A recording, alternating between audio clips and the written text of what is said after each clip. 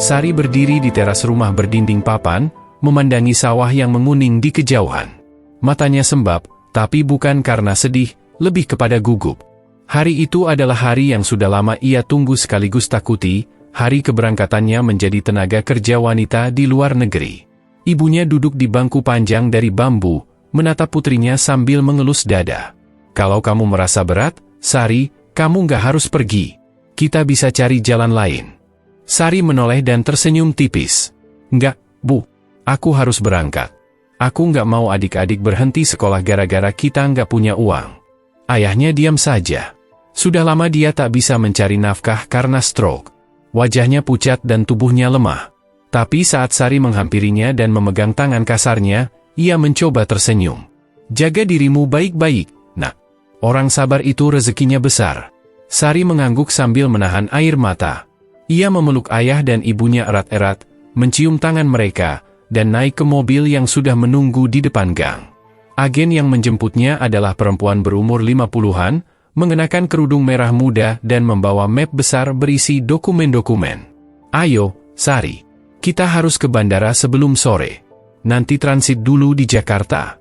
Di dalam mobil, Sari duduk di kursi tengah, bersebelahan dengan dua perempuan lain yang juga akan berangkat. Salah satunya bernama Rina, gadis ceria dari Purwokerto yang baru pertama kali keluar kampung. Yang satu lagi, ibu muda bernama Fitri, sudah 2 kali bekerja sebagai TKW. Ia banyak memberi nasihat sepanjang jalan. Jangan terlalu percaya sama majikan, ya. Baik di depan belum tentu baik di belakang. Tapi kalau kita kerja jujur, pasti ada jalannya. Sari mendengarkan sambil sesekali mencatat dalam buku kecil yang ia bawa. Dalam hatinya, ia bertekad akan bekerja sekuat tenaga. Ia tak ingin mengecewakan orang tuanya. Bagi Sari, pekerjaan ini bukan cuma mencari uang, ini soal menyelamatkan masa depan keluarga. Setibanya di Jakarta, mereka dibawa ke penampungan. Bangunannya sederhana, seperti rumah kos besar yang penuh sesak.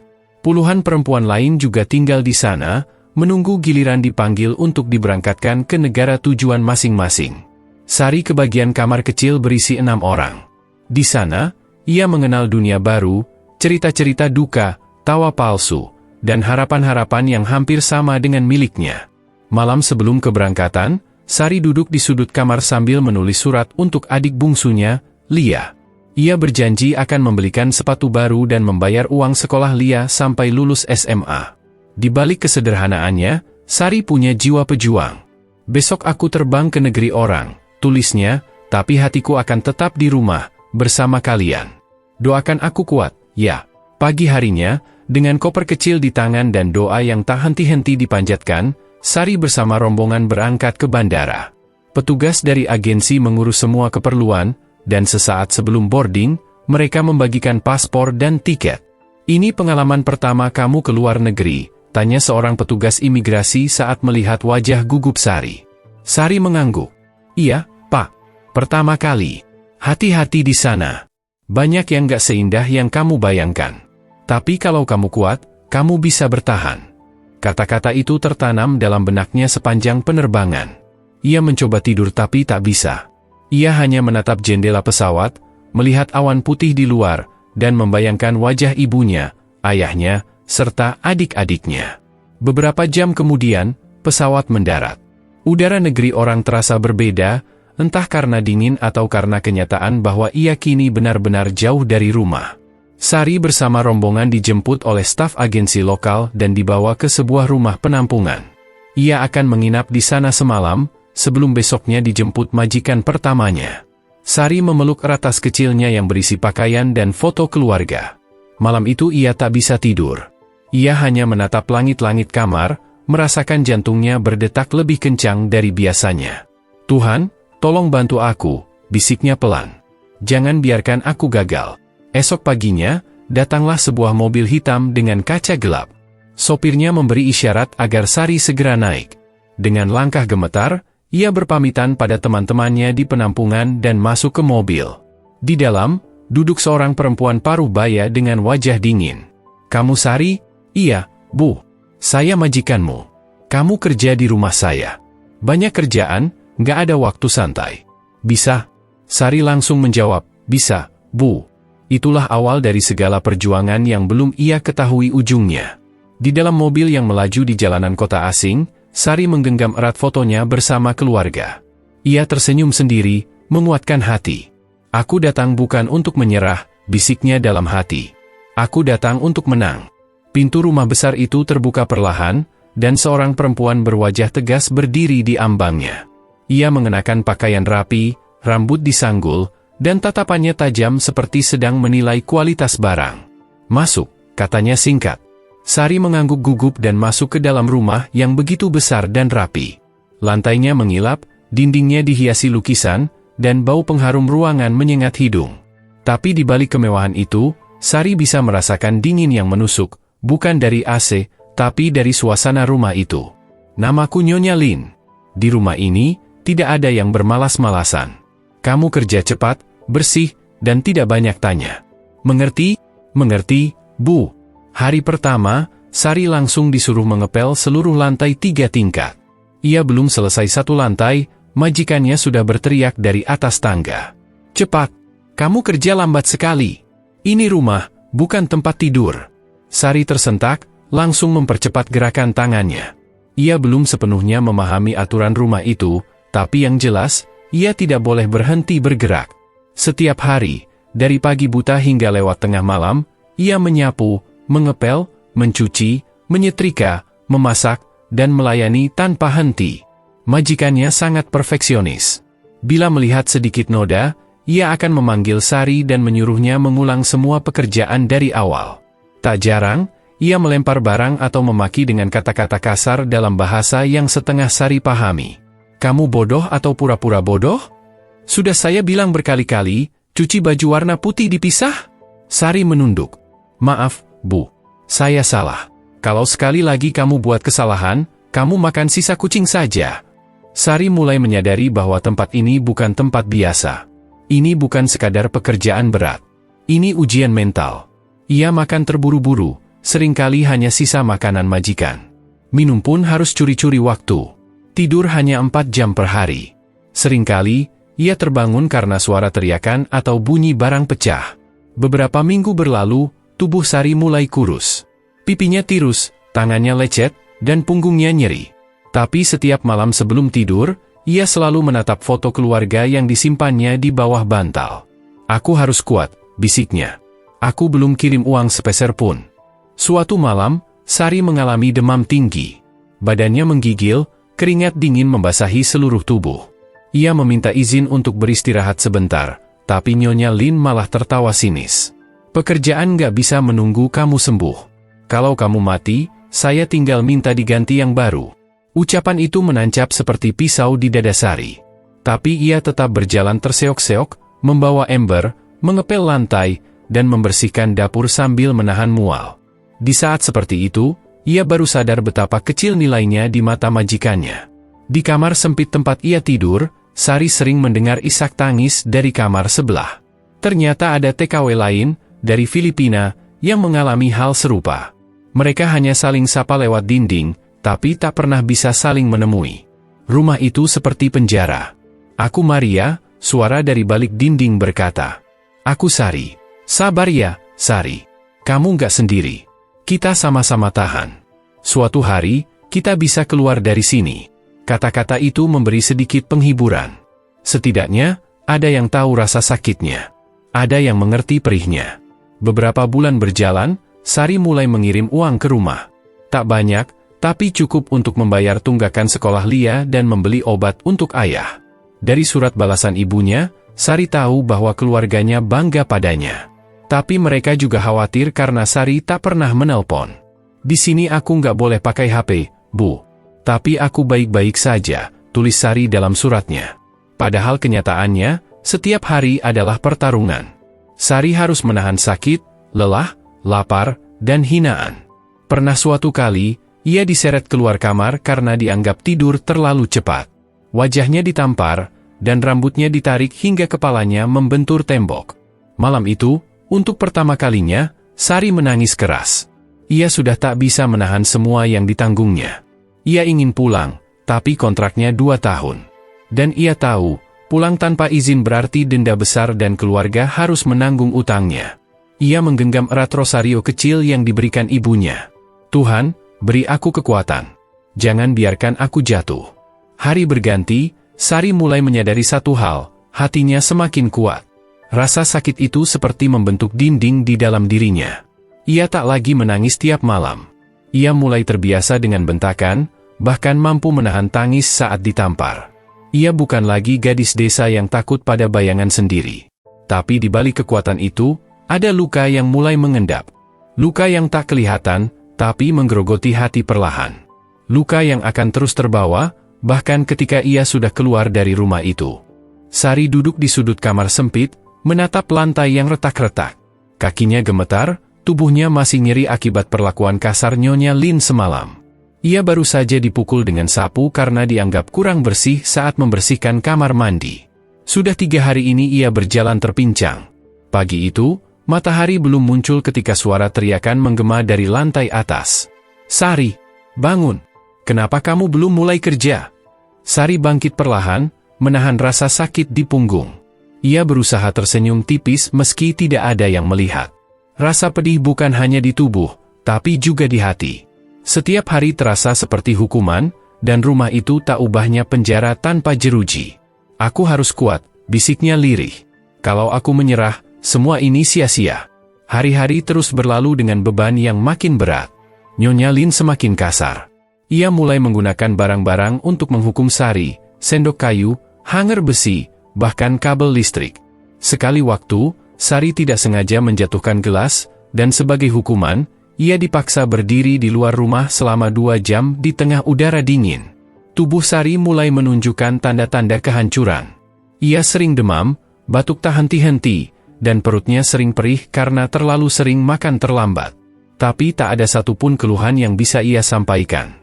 HP dilarang, bicara dengan tetangga dilarang, keluar rumah juga dilarang.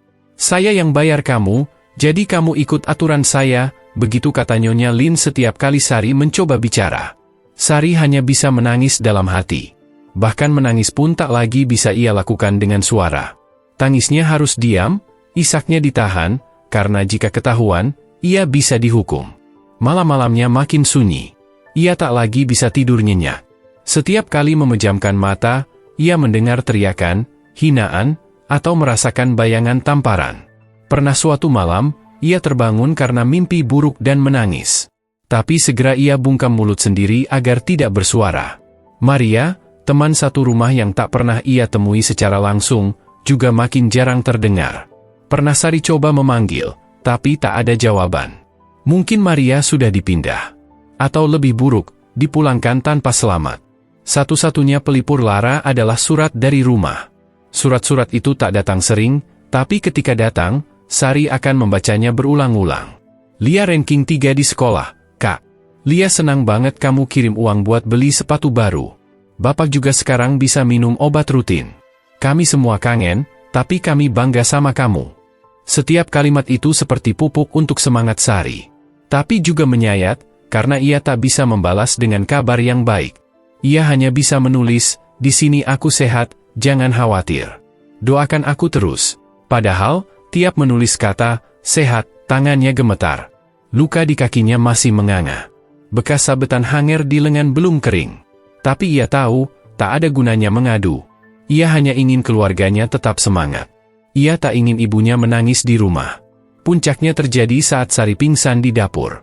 Ia sedang menggoreng ayam untuk makan malam, saat tiba-tiba pandangannya gelap. Tubuhnya jatuh menghantam lantai keras, dan wajan berisi minyak panas hampir tumpah ke kakinya. Ketika sadar, ia sudah di kamar, tapi bukan karena perhatian. Justru Nyonya Lin membentaknya. Kalau kamu mau mati, jangan di dapur saya. Mau bikin rumah kebakaran? Sari hanya bisa diam. Kepalanya masih pusing, tapi ia tahu, tak ada yang akan menolongnya. Ia harus bertahan sendiri. Sejak kejadian itu, Sari mulai menyimpan luka-luka kecilnya dalam catatan. Di balik buku resep yang ia temukan di dapur, ia mencatat tanggal dan apa yang terjadi. Bukan untuk mengadu, tapi semacam cara untuk menyimpan bukti. 7 Maret, dipukul pakai hanger karena piring pecah. 12 Maret, tidak diberi makan karena bangun terlambat. 19 Maret, dipaksa kerja saat demam tinggi. Hal-hal itu menjadi seperti monumen bisu dari penderitaan yang tak terlihat dunia luar. Tapi bagi Sari, itu penting. Agar suatu hari, jika kesempatan datang, ia bisa bicara. Suatu malam, di tengah lelah yang tak tertahankan, Sari berbicara kepada dirinya sendiri di depan cermin kecil yang retak. Lihat kamu sekarang, Sari. Kurus, luka-luka, dan hampir menyerah. Tapi kamu masih hidup. Itu tandanya kamu kuat. Air mata menetes.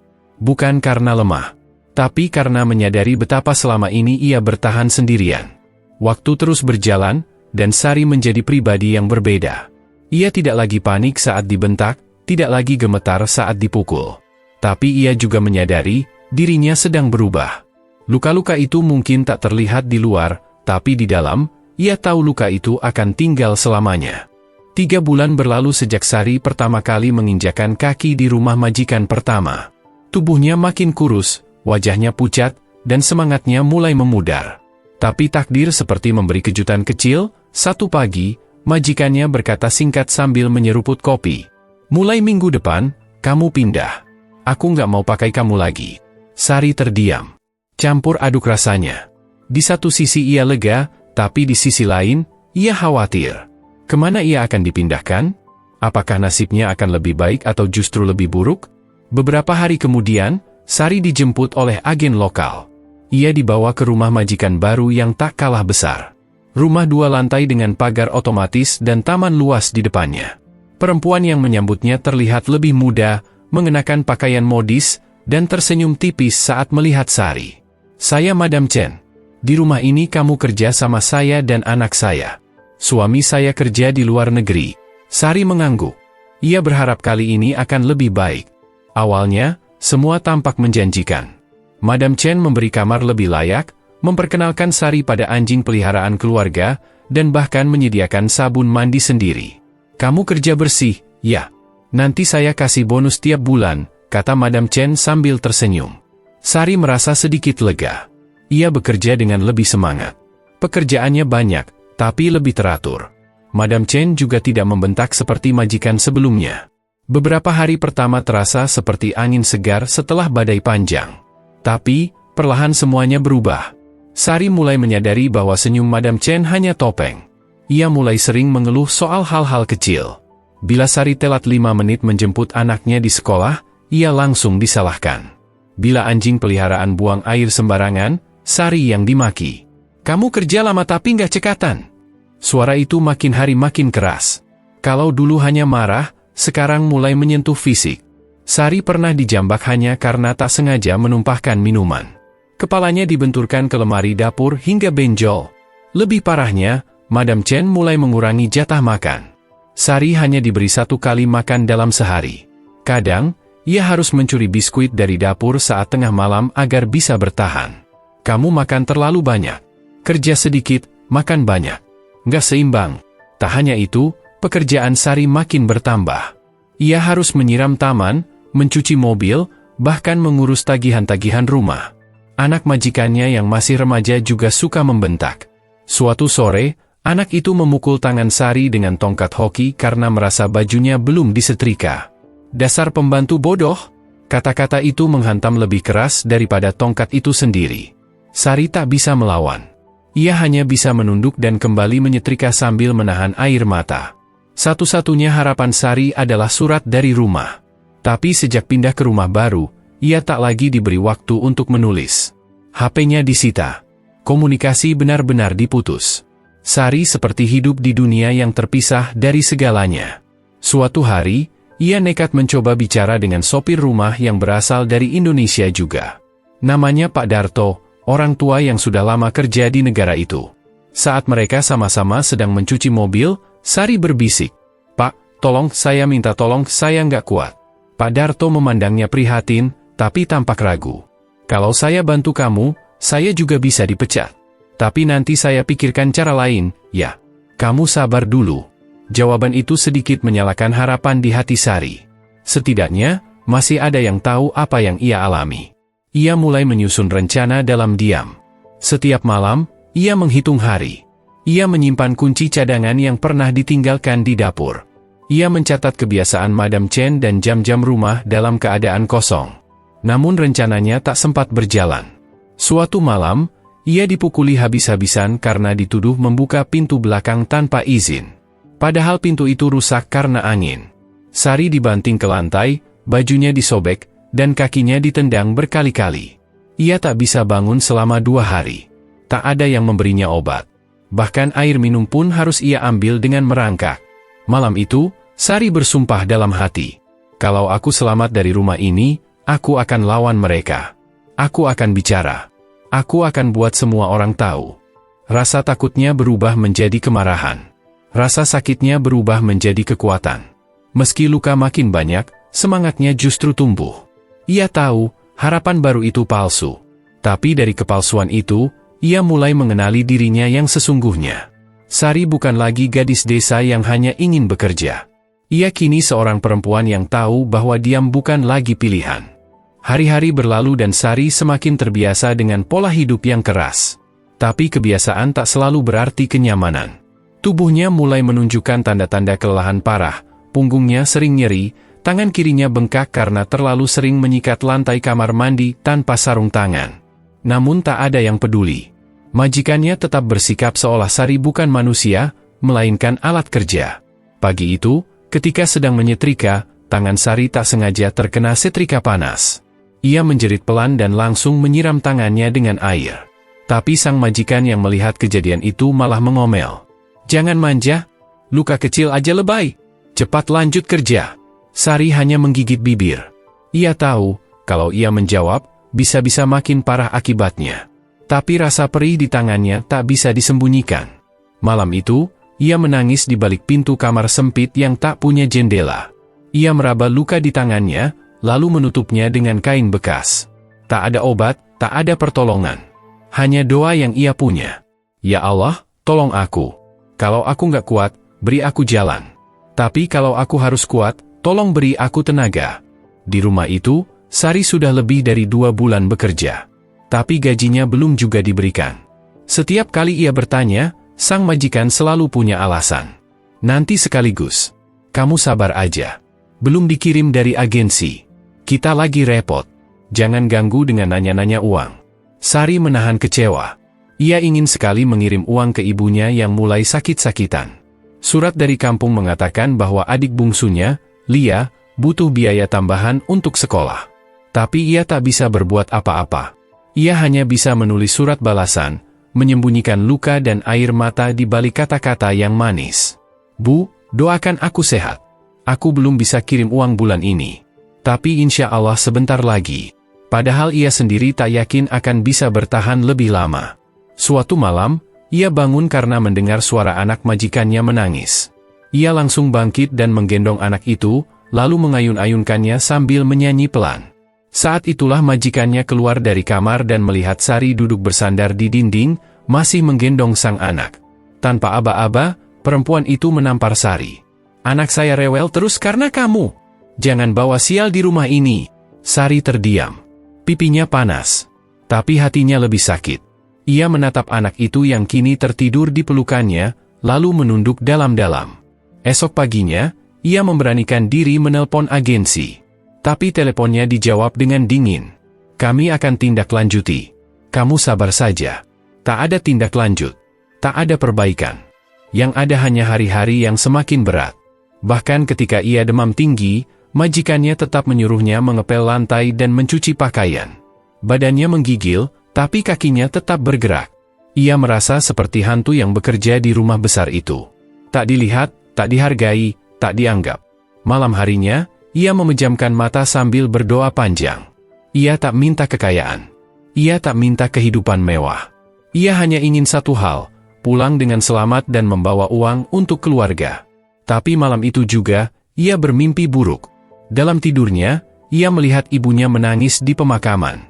Ia melihat dirinya terbaring di dalam peti kayu, mengenakan mukena putih. Lia duduk di sampingnya, memeluk foto kakaknya sambil berkata, "Kakak belum sempat pulang." Sari terbangun dengan napas tersengal. Jantungnya berdebar keras. Ia bangkit dan duduk di ujung ranjang, keringat membasahi pelipis. "Aku harus keluar dari sini," bisiknya. "Kalau tetap tinggal, Aku bisa mati.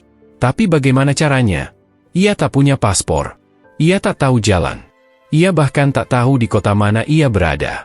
Satu-satunya yang ia punya hanya doa yang seakan tak didengar. Namun dari keputusasaan itu, tumbuh satu keberanian kecil. Ia mulai merencanakan sesuatu. Bukan untuk kabur, tapi untuk menyelamatkan diri. Dalam benaknya, muncul satu titik terang, seseorang di luar sana pasti bisa menolong. Ia hanya perlu mencari waktu dan cara. Sari menatap langit-langit kamar. Tangannya masih sakit, tubuhnya masih lemah. Tapi matanya kali ini tak lagi hanya menyimpan tangis. Ada nyala tekad yang mulai muncul, perlahan, tapi pasti. Aku nggak boleh mati di sini. Aku harus pulang. Aku harus selamat. Malam itu, udara di luar terasa menusuk tulang. Sari berdiri di balik tirai jendela, menatap jalanan gelap yang hanya diterangi lampu jalan redup. Ia tahu, malam ini adalah saatnya. Jika ia tak kabur sekarang, mungkin ia tak akan pernah bisa lagi. Sudah 3 bulan lebih gajinya tak dibayar. Setiap kali ia bertanya, sang majikan hanya menjawab, "Nanti, kalau kamu kerja lebih bagus." Padahal Sari sudah mengerahkan seluruh tenaganya. Bahkan ia sempat sakit demam tinggi karena kelelahan, tapi tetap dipaksa bekerja. Fitri, teman lama di penampungan dulu, sempat mengirim pesan melalui HP kecil yang sempat ia sembunyikan. "Kalau kamu udah nggak tahan, kabur aja. Tapi hati-hati, banyak yang hilang atau ditangkap." Sari ragu. Tapi malam itu, setelah majikannya pergi tidur dan rumah benar-benar hening, ia beranikan diri keluar. Ia hanya membawa tas kecil berisi paspor, baju ganti, dan foto keluarga.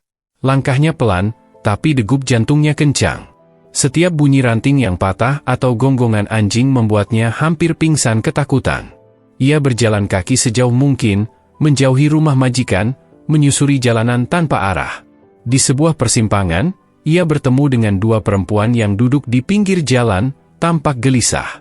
Salah satu dari mereka mengenalnya. Namanya Yuni, sesama TKW yang juga kabur dari majikannya. "Kamu juga kabur?" tanya Yuni lirih. Sari mengangguk, matanya berkaca-kaca. "Aku udah nggak kuat. Aku takut, tapi aku harus pulang." Yuni memandang langit. "Kita semua pengen pulang. Tapi jalan pulang itu nggak semudah yang kita kira." Mereka bertiga akhirnya berjalan bersama menuju stasiun kecil. Tapi saat hendak membeli tiket, mereka diadang petugas keamanan. Salah satu dari mereka bertanya dengan nada curiga, "Kalian kerja di mana? Mana identitas kalian?" Sari gemetar. Ia menyerahkan paspor. Tapi karena tak punya izin keluar dari majikan, petugas itu mulai curiga. Mereka dibawa ke kantor imigrasi lokal. Di sana, Sari menangis sejadi-jadinya. "Saya cuma mau pulang," ujarnya sambil terisak. "Saya nggak tahan. Saya disiksa, nggak digaji, saya cuma pengen pulang ke rumah." Petugas imigrasi awalnya bersikap keras. Tapi setelah melihat luka di tangan Sari dan memeriksa keterangan yang diberikan, mereka mulai melunak. Salah satu petugas wanita menepuk pundaknya. "Kamu butuh bantuan, dan kami akan coba bantu. Tapi kamu harus bersabar, prosesnya nggak sebentar." Sari kemudian dipindahkan ke shelter milik KBRI. Di sana, ia bertemu banyak perempuan lain yang senasib. Ada yang dipukul majikan, ada yang dijebak agensi, ada yang bertahun-tahun tak bisa pulang karena overstay. Setiap malam, Sari menangis dalam doa. "Ya Tuhan, aku mohon, jangan biarkan aku putus asa. Aku ingin pulang. Aku ingin memeluk ibu, ayah, dan adik-adikku lagi."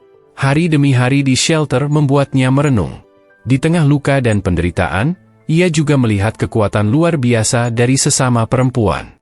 Mereka saling menguatkan, saling berbagi makanan, cerita, dan harapan.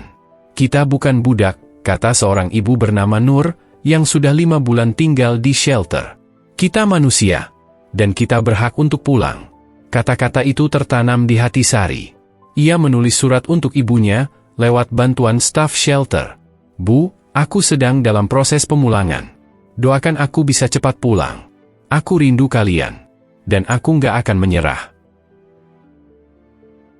Tubuh Sari gemetar kedinginan saat perahu kayu kecil itu akhirnya menepi di sebuah dermaga tua. Gelap belum benar-benar pergi, hanya lampu-lampu pelabuhan yang menyala remang menyambut mereka. Lelaki tua yang mengayuh perahu itu tak berkata banyak. Ia hanya menunjuk ke arah sebuah gudang kosong dan berkata lirih, kamu istirahat dulu di sana. Nanti saya panggilkan orang yang bisa bantu. Sari mengangguk lemah. Kakinya goyah, bajunya basah dan lekat di tubuh. Tapi hatinya hangat, karena untuk pertama kali sejak lama, ia merasa bebas. Di dalam gudang kosong yang berbau kayu lapuk, ia duduk bersandar di pojok, memeluk lututnya sendiri. Ia ingin tidur, tapi tubuhnya masih tegang. Setiap suara kecil membuatnya melompat. Ia takut majikannya mencari. Takut dideportasi. Takut dikembalikan ke rumah siksaan itu. Namun ketakutan itu tak mampu mengalahkan harapan. Untuk pertama kalinya, ia bisa mengatur napasnya tanpa diawasi. Bisa menutup mata tanpa diomeli. Bisa duduk tanpa dihardik. Perlahan-lahan, ia memejamkan mata dan tidur dalam posisi duduk, dengan tas kecil berisi pakaian dan fotonya bersama keluarga di pelukan. Beberapa jam kemudian, lelaki tua itu datang bersama seorang wanita muda berhijab. "Namaku Farah," katanya sambil tersenyum lembut. "Kami relawan dari komunitas perlindungan TKI. Kamu sekarang aman." Sari hanya bisa menangis. Farah merangkul bahunya, memeluknya seperti seorang kakak memeluk adik yang baru saja pulang dari perang. Tanpa banyak tanya, Farah mengajak Sari ke rumah singgah. Di sana, ia diberi pakaian bersih, makanan hangat, dan tempat tidur. Beberapa hari di rumah singgah menjadi masa pemulihan. Tubuhnya mulai pulih, tapi batinnya masih retak. Sari menceritakan semua yang ia alami, siksaan, pelecehan, ancaman, dan akhirnya pelarian. Farah mendengarkan dengan sabar. Mereka pun mulai mengurus dokumen, termasuk laporan ke KBRI setempat. "Apa kamu masih ingin bekerja di sini?" tanya Farah suatu sore. Sari diam cukup lama, lalu menggeleng. "Aku cuma ingin pulang. Aku ingin peluk ibu dan ayah. Aku mau lihat Lia lulus sekolah." "Baik, kami akan bantu. Tapi prosesnya bisa memakan waktu. Kamu harus sabar, ya." Sari mengangguk. Ia sudah terbiasa menunggu. Tapi kali ini, penantian itu membawa harapan, bukan siksaan. Hari-hari di rumah singgah membuatnya mengenal banyak perempuan lain yang bernasib serupa. Ada yang disekap, ada yang tak digaji selama bertahun-tahun, ada yang pulang dalam peti jenazah. Mereka saling berbagi luka dan saling menyembuhkan dengan tawa dan air mata. Sari mulai menulis lagi. Ia menuliskan semua kisahnya, dari keberangkatan hingga pelariannya. Ia ingin kisahnya dibaca orang, agar tak ada lagi perempuan yang mengalami hal serupa. Ia beri judul di bagian atas halaman, "Aku tidak lari, aku berjuang." Setelah hampir 2 bulan, akhirnya kabar itu datang. "Sari, kamu bisa pulang minggu depan," kata Farah sambil tersenyum. "Semua dokumenmu sudah beres. Tiket juga sudah dipesan." Air mata Sari langsung jatuh tanpa bisa ditahan. Ia sujud syukur malam itu, di atas sajadah kecil milik rumah singgah. Ia berbisik, "Tuhan, terima kasih. Kau tidak tinggalkan aku." Sebelum pulang, ia sempat berdiri di depan cermin, melihat wajahnya sendiri. Wajah yang kini lebih tirus, tapi sorot matanya tak lagi takut. Ada nyala di sana. Api semangat yang tak bisa dipadamkan oleh siapapun. "Aku pulang," gumamnya, "bukan sebagai korban, tapi sebagai perempuan yang bertahan." Pagi itu, pesawat dari negara tempat Sari bekerja selama bertahun-tahun mendarat di Bandara Soekarno-Hatta. Sari melangkah pelan keluar dari pintu kedatangan. Di tangannya hanya ada satu koper kecil dan sebuah map berisi dokumen. Sederhana. Tapi langkahnya lebih mantap dari sebelumnya. Tak ada lagi wajah pucat atau bahu yang turun berat seperti dulu. Kali ini, ia kembali bukan sebagai buruh migran biasa. Ia pulang sebagai penyintas. Sebagai perempuan yang tak lagi ingin diam. Di ruang tunggu, ibunya berdiri sambil menangis. Lia, adik kecilnya yang dulu ia tinggalkan masih SD, kini sudah memakai seragam SMA. Mereka berpelukan lama. Tangisan tumpah tanpa kata. Orang-orang di sekitar ikut terharu melihatnya. Setelah bertahun-tahun penuh luka, Sari akhirnya pulang ke pelukan keluarganya. Namun, pulang ke kampung bukan akhir dari segalanya. Beberapa minggu setelah kembali, wartawan lokal mulai mendengar tentang kisah Sari. Berawal dari unggahan singkat Farah tentang perjuangan seorang TKW yang berhasil kabur dari 2 majikan kejam. Sari awalnya enggan bicara ke publik, tapi Lia meyakinkannya. "Kakak harus cerita. Banyak yang butuh dengar cerita kakak. Biar mereka tahu apa yang terjadi di luar sana." Biar nggak ada lagi perempuan yang disiksa dan diam saja. Akhirnya, Sari duduk di sebuah acara talk show televisi nasional. Mengenakan batik sederhana dan jilbab putih, ia bercerita dengan suara tenang namun tegas. Ia menceritakan bagaimana ia dipukul, dikurung, dituduh mencuri, dan bahkan tidak diberi makan selama berhari-hari. Ia ceritakan bagaimana ia bertahan hidup, hingga akhirnya berhasil kabur dengan bantuan orang asing. Cerita Sari mengguncang banyak pihak. Warganet ramai memberi dukungan. Banyak TKW yang merasa kisah mereka diwakili. Tapi ada juga yang bertanya, kenapa selama ini pemerintah diam? Beberapa minggu kemudian, Sari diundang oleh LSM besar di Jakarta yang bergerak di bidang perlindungan tenaga kerja migran. Mereka menawarkan Sari untuk ikut menjadi bagian dari Gerakan Nasional Perlindungan Buruh Migran. Tugasnya sederhana, menjadi suara bagi mereka yang tidak bisa bicara. Sari menerima. Ia mulai belajar tentang hukum ketenagakerjaan internasional. Ia ikut pelatihan advokasi. Ia berbicara di berbagai forum. Dari pertemuan kecil di kampung-kampung, hingga konferensi internasional tentang perlindungan TKW di Malaysia dan Korea. Semangatnya membara. Setiap kali ia berdiri di podium, yang ia ingat adalah wajah-wajah perempuan seperti dirinya yang masih terjebak di luar negeri, disiksa, dan tidak punya siapa-siapa. Tak berhenti di situ. Berbekal keberanian dan dukungan dari LSM, Sari mengumpulkan bukti-bukti kejahatan kedua majikannya. Ia dibantu oleh Farah dan tim hukum untuk menyusun laporan resmi. Lewat jalur diplomasi dan kerja sama internasional, kasus itu akhirnya dibuka. Beberapa bukti rekaman dan catatan rumah sakit dari pelariannya dulu memperkuat laporan. Pihak berwenang di negara tempat ia bekerja akhirnya turun tangan. Berita itu jadi sorotan media, majikan TKW Indonesia dituntut atas tindak kekerasan dan penyiksaan. Sari mengikuti proses hukum itu dari jauh. Ia tidak meminta uang ganti rugi. Ia tidak ingin balas dendam dalam bentuk materi. Yang ia inginkan hanya satu, keadilan. Dan agar para majikan itu tidak lagi menyakiti perempuan lain. Tahun berikutnya, dua majikannya dijatuhi hukuman penjara dan denda besar. Pemerintah setempat juga merevisi kebijakan terhadap pekerja rumah tangga migran. Salah satu pasal penting yang disahkan adalah hak pekerja untuk menyimpan paspor mereka sendiri dan akses komunikasi keluar rumah. Sari menangis saat menerima kabar itu. Tapi kali ini bukan karena sakit, melainkan karena harapan. Di tahun yang sama, Sari mendirikan sebuah organisasi kecil di kampung halamannya, Rumah Harapan Sari. Tempat itu menjadi pusat informasi dan pelatihan bagi calon TKW.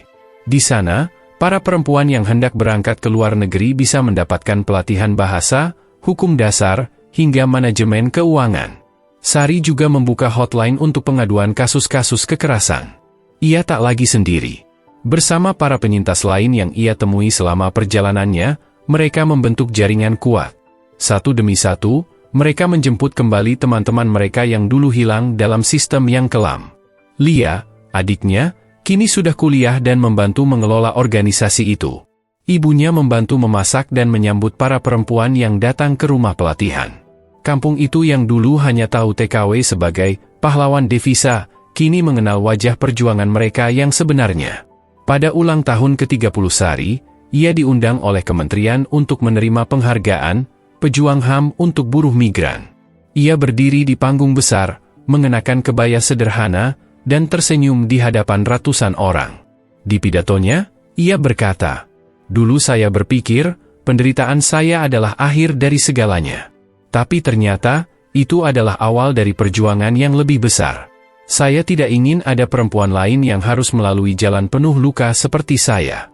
Kita harus bersuara. Kita harus melindungi satu sama lain. Karena kalau bukan kita, siapa lagi?" Tepuk tangan membahana. Sari melangkah turun dari panggung dengan langkah ringan. Di luar gedung, ada sekelompok perempuan muda menunggunya. Mereka mengenakan baju bertuliskan, "Saya Sari, saya bertahan." Mereka tersenyum dan memeluknya satu persatu. Beberapa dari mereka bahkan baru saja pulang dari luar negeri dan berhasil lolos dari kekerasan berkat hotline yang Sari bangun. Sari tak pernah menyangka hidupnya akan sejauh ini. Dulu ia hanya ingin pulang dengan membawa sedikit uang untuk orang tuanya. Tapi kini, ia pulang membawa lebih dari itu, harapan, perubahan, dan kekuatan bagi banyak orang. Dan meski luka masa lalu masih ada, kini Sari tahu, ia tak lagi sendiri. Ia adalah suara yang menggema. Ia adalah tangan yang mengulurkan pertolongan. Ia adalah bukti bahwa dari luka terdalam pun, cahaya bisa menyala.